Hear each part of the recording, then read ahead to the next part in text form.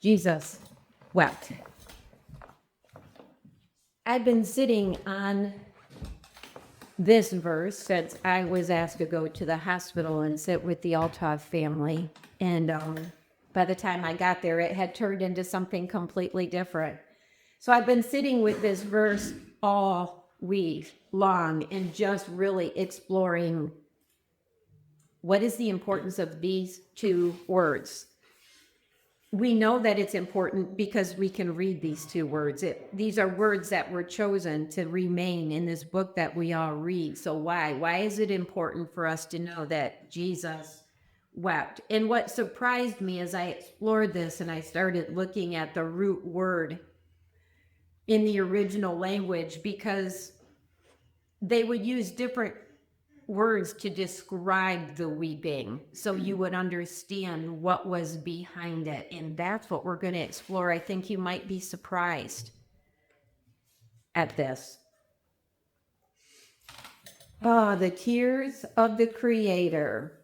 So the setting for this verse was Jesus had just arrived at the home of his dear friend Lazarus, who had two sisters, Mary and Martha. We've heard about them before, and they were beloved by Jesus, loved, like dear members of his family. The sisters and word had come to Jesus saying, "Our brother Lazarus is dying, you need to come." And Jesus deliberately chose not to leave at that time and in fact waited a couple days. By the time he decided to go and head on out there and make that journey, Lazarus had already died. And by the time he arrived, there was people outside in the tradition there that would be mourning the loss. And this was wailing, just the grief stricken, it was very loud. The whole group doing it was part of their funeral processes. So Jesus comes up to this, and Lazarus has been gone now for 4 days and is in the tomb. The group is outside of this, and people are like, "You're too late. He's already gone." And in the middle of all of this, we get two verses that simply say, Jesus wept. It was not that loud, wailing, mourning sound that was coming from the crowd. Jesus knew full well that in a couple minutes, Lazarus was going to come walking out of there. Jesus was there to perform a miracle. It's why he waited. He was ready to show people loud and clear just prior to his being killed on the cross who he was by raising from the dead somebody who'd been in a tomb for 4 days. Why the wait? That so people would know Lazarus wasn't just super, super, super sick and looked like he was dead, but really wasn't. Jesus wanted people to know who he was. So why the tears? If he shows up and he's going to raise him from the dead, why the tears? Because what I found as I sat with this word, these tears came from a place of deep anger at having to watch the agony of his dearly beloved people suffering death and decay, because God's creation was never meant to die. God did not create this world or human beings saying they're going to live their life and then they're going to die and go to the grave and decay. So those tears came from a place of pure anger at what sin has caused in this world and for the suffering that the individuals he was watching had to go through. And I'm like, I loved sitting with that. I loved the idea that our Creator was just so moved that the tears were just that people he cared about and came to die for have to experience the awfulness of living in this fallen, sinful, broken world. But as I sat further with it and just really researched the root word and meaning behind this, is that God, the divine in this human body, chose to feel this emotion so he could identify with us. As I said, he knew exactly what it was that he came to do. He was going to raise Lazarus from the dead. And then he was going to go to the cross and he was going to save this entire world if they want it. And he chose in that moment to reduce his divine self to the feeling of emotions that would result in tears.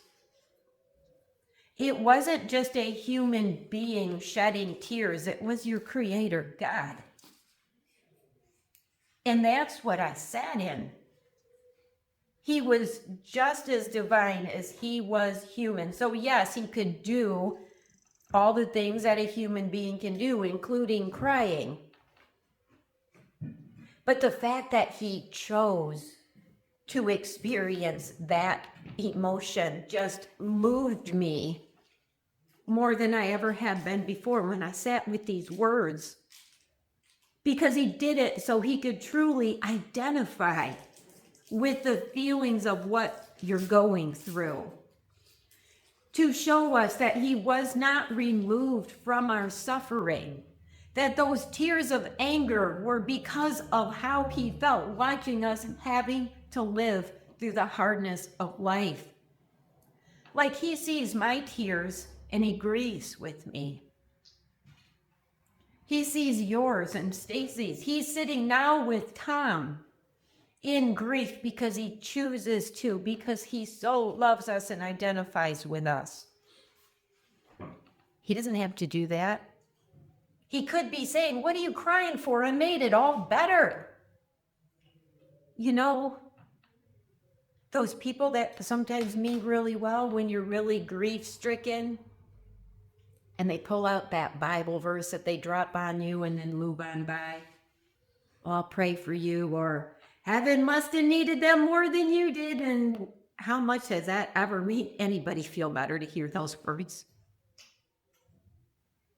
Jesus was showing us that it is worth taking the time to sit with grieving people and feel that with them. Even though he knew it was going to be better, even though he knew he could fix it, he wasn't there to tell him to get over it. He was understanding fully and experiencing alongside of us human emotion, but his tears were not tears of despair. They were not tears that said, "We've lost forever this precious beloved family member." No, they were tears of agony and anger and rage that sin through the darkness and the evil that fell from heaven has broken this world so much that we have to experience this.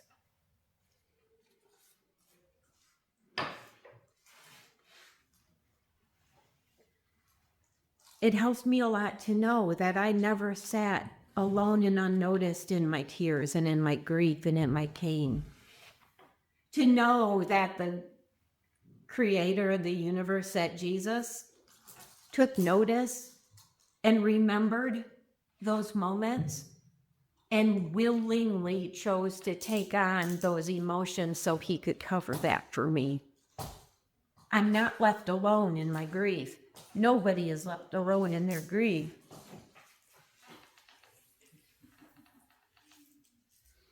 And there's other emotions.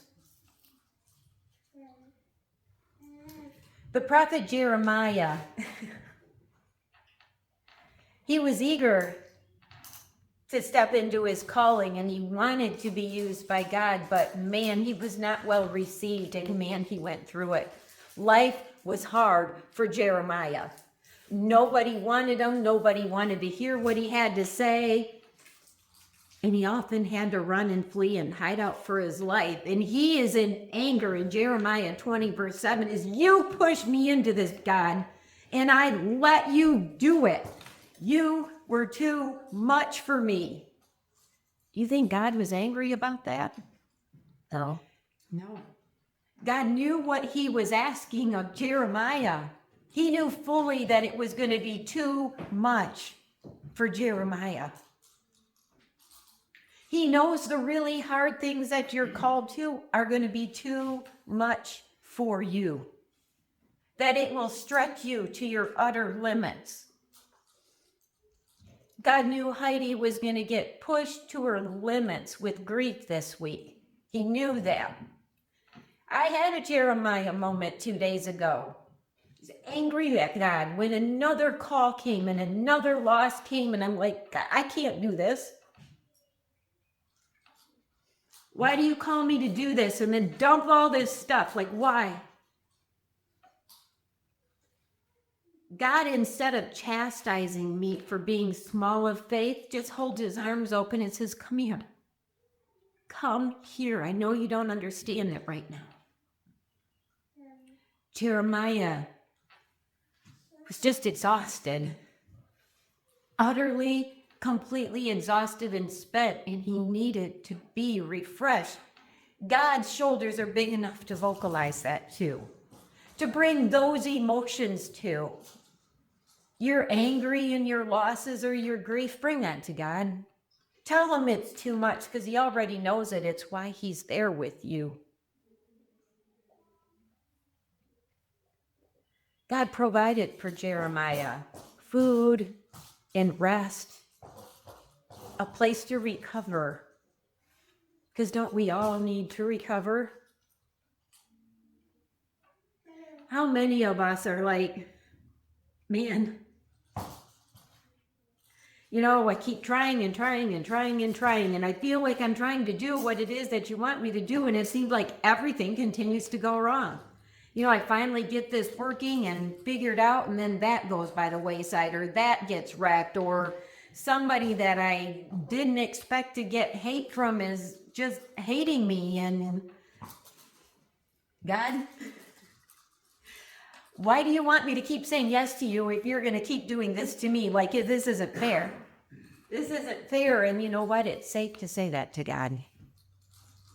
It's okay to go there, because if you're thinking it, I promise you, he already knows it before you say it out loud to him. You don't have to ring him up before he knows what you're already going through. He's already waiting for you to bring it. The junk and the heaviness, the stuff that's too much. I'm profoundly grateful, even now, just seeing these names of Jeremiah, people in thousands of years ago, going through the things that we do. But in this Bible, so we can see there's nothing new under the sun. People have constantly had to go through these things, and God continued to show up. Even when you think he's not there anymore, he is. And Jeremiah found that on the other side of this. But God didn't take this part of the journey away from him, nor did he punish him for this part. Because this is where Jeremiah would learn who God really is. And isn't that some truth for us too when we're really going through the junk? Isn't that often where we find out who God is? Because when we get reduced to this, like Jeremiah was, who's there? God. He always knows. Whoa. Ooh. Let's get back onto here. So sorry about that. Wrong button. 1 Samuel 1 verse 10. Crushed in soul, Hannah prayed to God and cried inconsolably. I love so much that this story is in the Bible. Hannah had gone to the temple, and this is where she was praying before God, but the grief in her life was so utterly overwhelming that she couldn't even find the words to say and was just babbling or making sounds or groaning. And the tears are just flowing, talking to God, seeking God. Why was she grief-stricken? She longed to have a child that never came. Like, God, that's all I want. And in this culture and custom, a childless woman was often seen as having no value. Like, having a child was the epitome and everything that was desired, and it was seen as blessed. And when you did not have a child, you felt that you lost out on being blessed. Hannah was grief-stricken and pleading with God, inconsolable. Because that's what grief will bring you, right? The traumas of life, the hardships of life can often leave you in a corner, unable to even formulate words to describe what it is that you've come through or what your soul longs for. God, is it ever going to be my time? What about me? What about me? I know that there's been many women throughout the world that have just gone to God endlessly, just pleading and begging for a child that sometimes comes and sometimes doesn't. But there's so many other things. What about traumas experienced from childhood that take up residence inside of us, and it causes life to kind of go down a path that God did not intend for us? And we try to scratch and claw our way back to it as we're navigating the fallout of what trauma does, and people observing often don't understand that the behaviors they see, they're not us trying to deliberately be mean or snappy or isolated or rude, or we often get told that we're behaving in certain ways and people don't realize that they're watching trauma. That happened to Hannah in this situation. There's more to this than just her being inconsolable, of being unable to speak words. The priest that was watching her accused her of being drunk. What are you, drunk? What do you think you are, coming to the house of the Lord drunk like this? Can you imagine what that feels like to somebody who's already reduced to wordless groans to God? Just, can you hear me? And now the man of God is coming and proclaiming you drunk? Has anybody here ever been misunderstood? I have. I know that my response to trauma caused me to react in situations in ways that people judged me. And they did not know that what they were judging is my response to traumas that had happened. Old learned behaviors that I just tried to use to survive or to get through life and to navigate. We have bodies that are nervous systems. It can shut down, like leaving us unable to speak. If you've really profoundly experienced something, maybe you've had that happen.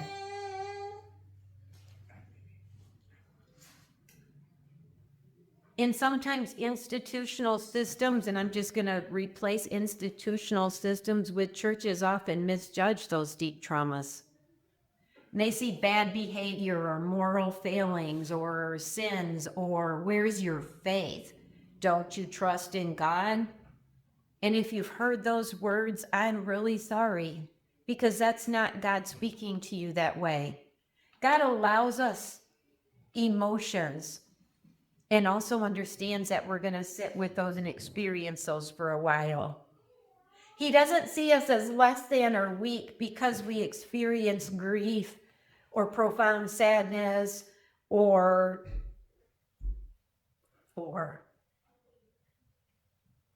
And so often, we can come here and gather with well-meaning church people, and they can just be so quick to say, yeah, but Christians shouldn't, live like that, and we really should get this straightened out, or, well, that's a sin, or that's a this, and that's a that. And I'm so profoundly grateful that God did not look at Hannah and say, what are you, coming to me drunk? Use your words, woman. Can you imagine? Can you imagine God the Father ever speaking that way? I hope you can't, because he never would. These are earthly people that fail. Pray, guys. God heard Hannah. God heard every word that she was incapable of forming and speaking out loud. Every sound, every groan, every bit of silence that was filled with all the things she wanted to say but couldn't put into words was clearly understood by God. And he answered her prayer. It's my hope that that priest was deeply convicted and brought to his knees before God for the judgments passed over somebody who simply was longing to seek God, but was just a little messy looking in the way she did it. Bring those things to God. He's not going to shut you down. He's not going to call you, are you drunk, because you can't even get a word out. He's going to say, come here, kid, just come sit by your dad.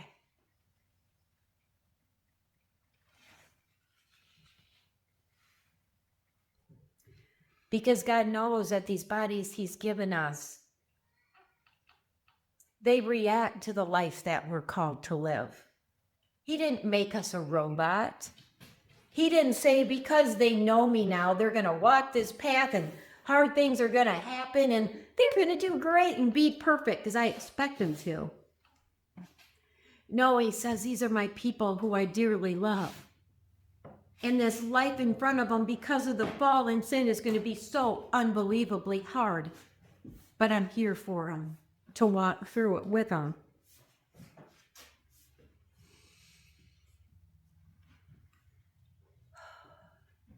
God has sat with me in a lot of these Hannah prayers throughout this week, because I just kind of got to where I was like, I don't even know what to say anymore. I don't know how many other ways to phrase this or put this, or I just like, I got reduced to God. I'm just going to sit here in silence with you, but can you sit with me? Because I just don't even know what to say anymore. And he meets you there in that space. You can find him there.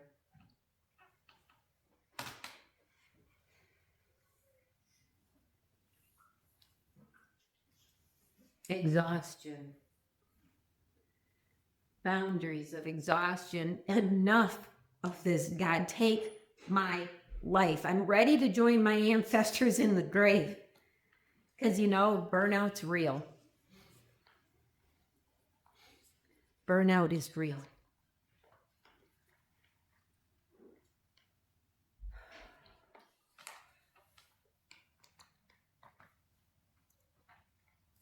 God did not create you to go endlessly 24/7 around the clock. God never intended that for you.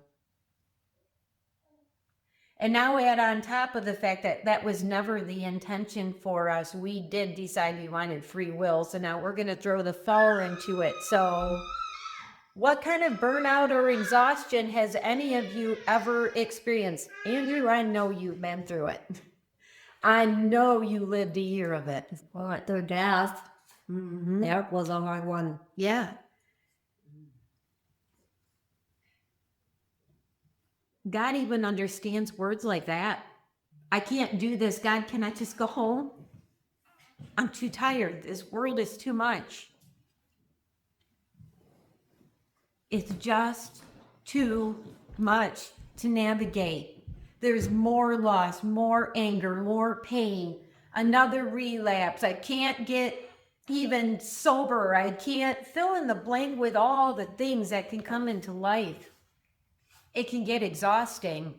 And then there's the day-to-day life, and there's jobs and work and caring for kids and all this stuff, and we just get exhausted.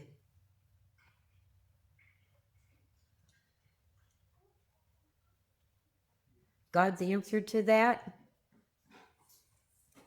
Food and sleep. How simple. But imagine yourself at the end of yourself, utterly worn out, burned out to exhaustion, nothing left to give. How beneficial is some good restful sleep and some nourishing food?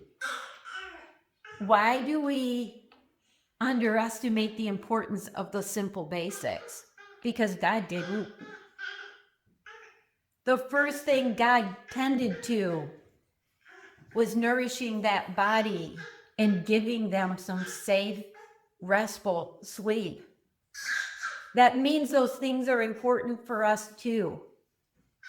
That means that God's not going to punish you because you went to bed and the dishes weren't finished. Maybe the yard work didn't get done. Maybe you had to say no to something. Maybe you had to let somebody know because you're at the point of saying, I'm ready to join my ancestors in the grave. I'm ready. Sounds good, a long nap. Or like me, I was driving in the car yesterday. God, is it time for me to go home yet? Because I'm real tired. And I'm really grateful that God doesn't sit and punish me saying, how dare you say that? But somehow the next random song to play was one that it's like, God, thank you. Because it couldn't have been more perfect.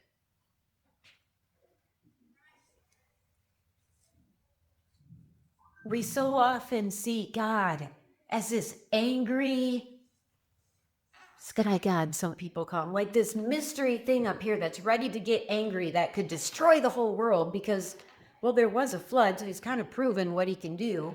Kind of created the whole world. There's some more proof.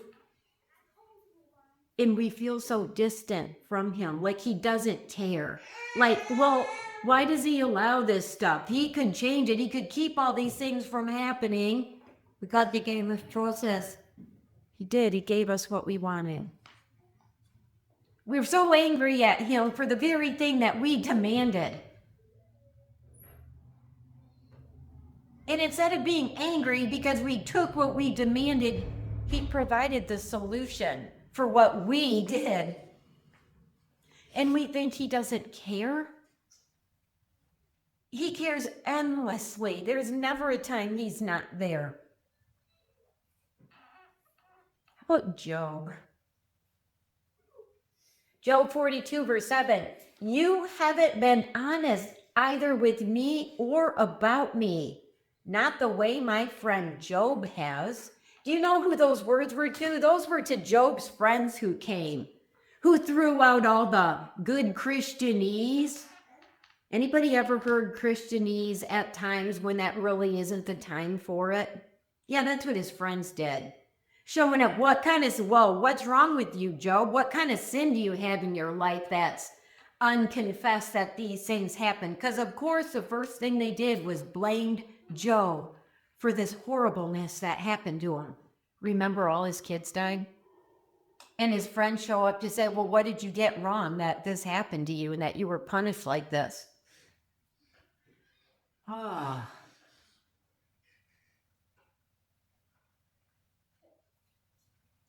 If you read the book of Job, you will see that Job didn't sit there and just celebrate what was happening in his life. Like, this is an amazing thing, and I'm really excited to be going through all this. I love that I've lost everything, and then to top it off with a funeral for 10? Yeah, sign me up. Do you really think that's how Job was behaving? Do you think Job didn't express some rage, some anger, some grief? He did. It's in this book. Job was really honest about what he was going through, but he didn't walk away from God in his honesty. But he expressed it fully. He talked about it openly. He even demanded of God, give me a trial date and prove that I've done something wrong, that I deserve this, because God, I've been faithful in worshiping you. And God said Job was the only one that was honest, both about the realities of life and who God is. His friends didn't. His friends weren't honest about who God actually was. God doesn't want us Christians showing up with those little cheap cliche things that we say, God will never give you more than you can handle. Oh, yes, he will. Because we don't handle it by ourselves. We're handling it because we have the Spirit. So don't tell people God's never going to give you more than you can handle. I've been handled way more than I can handle. I'm only here today because of God, not because I could handle it. That's the testimony. That's the testimony. It's in the Bible, this story of Job, so God could demonstrate I allowed everything to be removed from this man's life. This man that loved me. In fact, I was the one that pointed out to Satan when he came to say,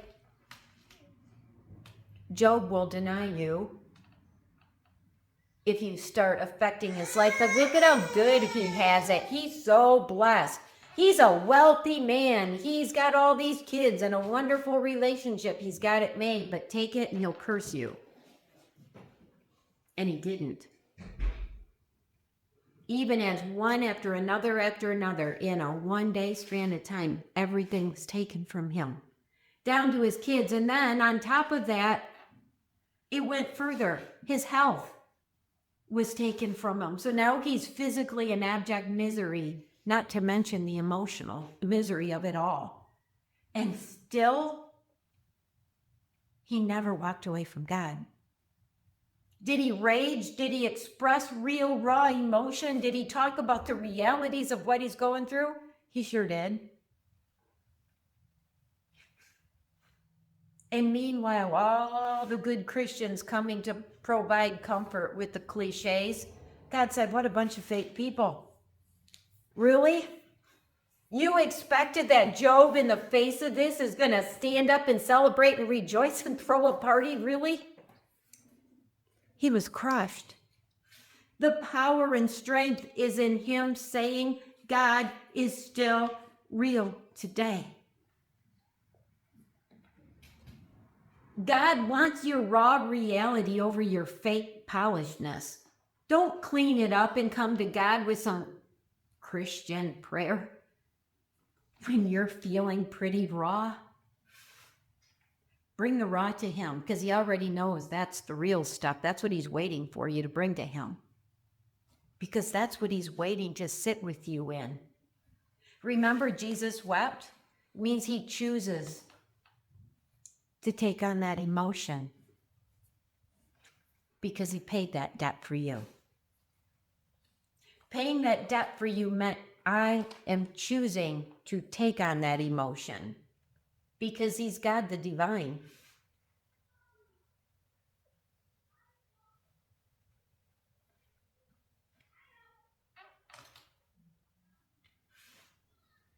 The reason I wanted to talk about this today is God's not looking for pretty, polished Christian followers of Jesus. He's looking for people that are like all these examples. Raw, messy, real, the suffering, all the emotions. Are you angry? Be angry and bring it to God. Jesus wept out of anger at watching what the fall has done to this creation, because it was never supposed to be this way. Because what God originally created did not include death. It didn't include suffering. It didn't include pain. It didn't include any of those things.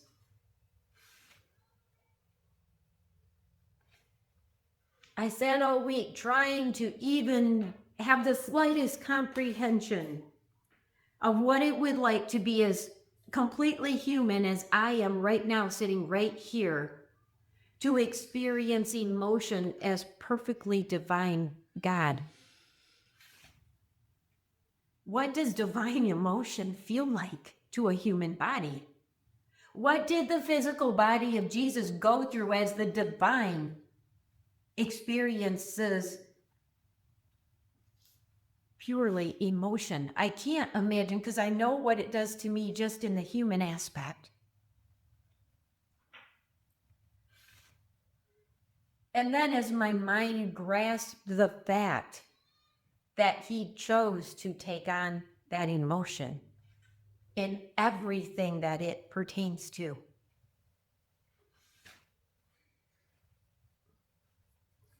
We have a God that wept.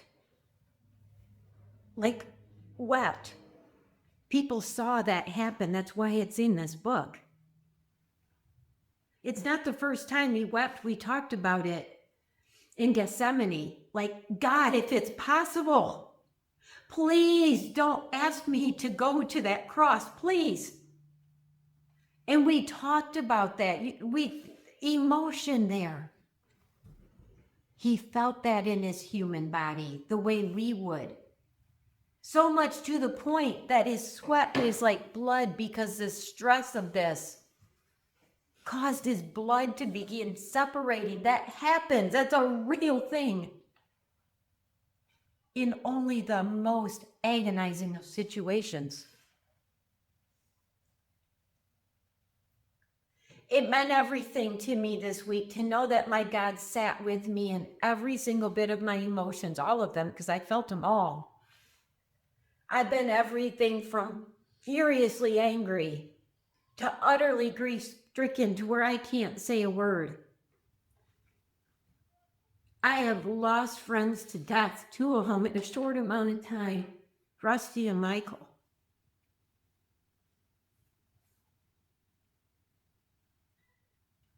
I'm still in the process of grieving them. It's been busy. I don't have a lot of time to just sit with it before something else comes up.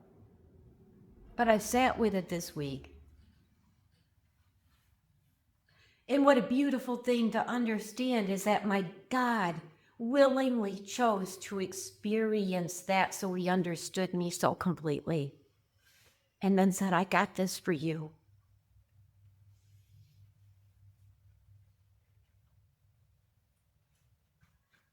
I didn't have to clean it up or get it right before I could come talk to God. He didn't see me as a failure in the faith department because I'm struggling. He said, I know this life's going to be hard for you. I didn't ask you to do it by yourself. It's why I'm here. So I chose to talk about this on Father's Day. Because he is our Father, and that's how far he goes to love us. To experience with us exactly what it is that we're going through. He knows our losses. He knows our suffering. He knows our hurt. He's the Father that never disappoints. He's the Father that never walks away. He's the Father that never condemns.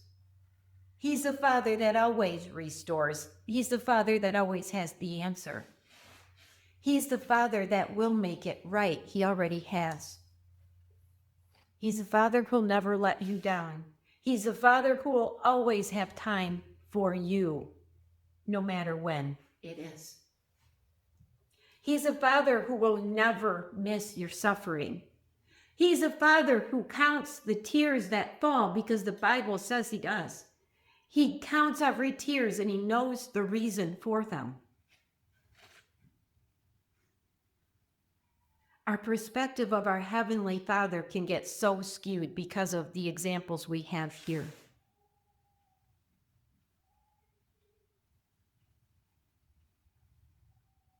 Earthly fathers have a high calling on them. To be that earthly example of that father, that's a hard calling. God knows we're going to fail. It's why he's given us a book full of examples of where he showed grace and mercy for people who were messy when they went to him. I want to encourage you if you're struggling. You're not doing your faith wrong because it's messy and the struggle's there. You're probably far more real than everybody that looks like they got it all together. I'm starting to learn that even the people that look like they got it all together, they don't. They don't. And God's preference is for the raw, messy stuff.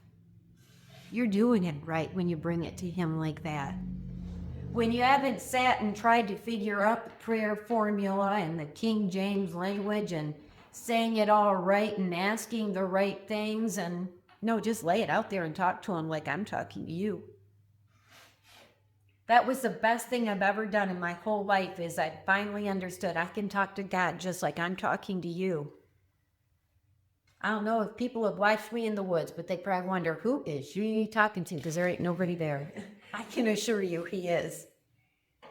He is. Have you ever been around somebody that say they believe in God, but yet they're always talking about metrics? See the metrics, what the metric does to them? Yeah, I know this person, I won't say their name, but it drives me insane. I don't know what metric is. You just keep your faith and belief in God in the way you believe in God. I'm actually really glad that you brought that up because that's part of the messiness of following God. Everybody's out searching and trying to find him in the way, and we want that A, B, C, D plan, you know, step 1, step 2, step 3, step 4, and then we know we got it right. How amazing is it that God didn't lay it out that way?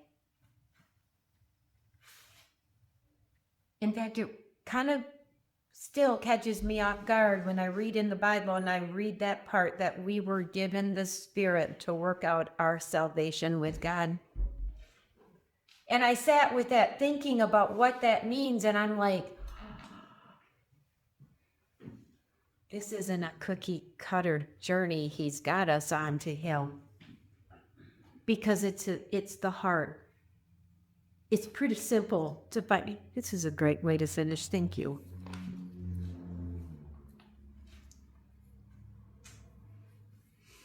We know that the greatest command is to love God and to love people. But so often us human beings are like, but are we doing it right? Are we doing it the right way? Are we going to the right denomination? Because like, what rules are the right rules? Well, that's exactly what Jesus came to eliminate. Were those rules. Because it's very simple that if you're loving God and you're loving people, you don't need all those rules and guidelines.